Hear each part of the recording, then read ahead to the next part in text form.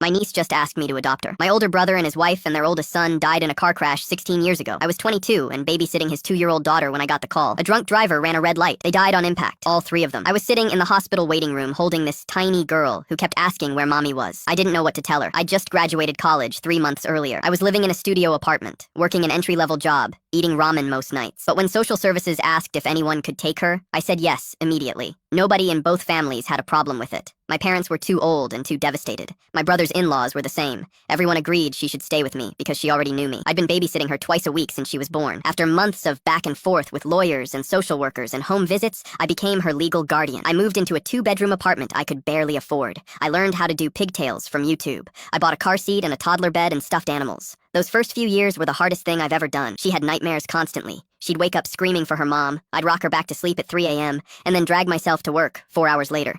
My boss threatened to fire me twice for being late so often, but I figured it out. I had to.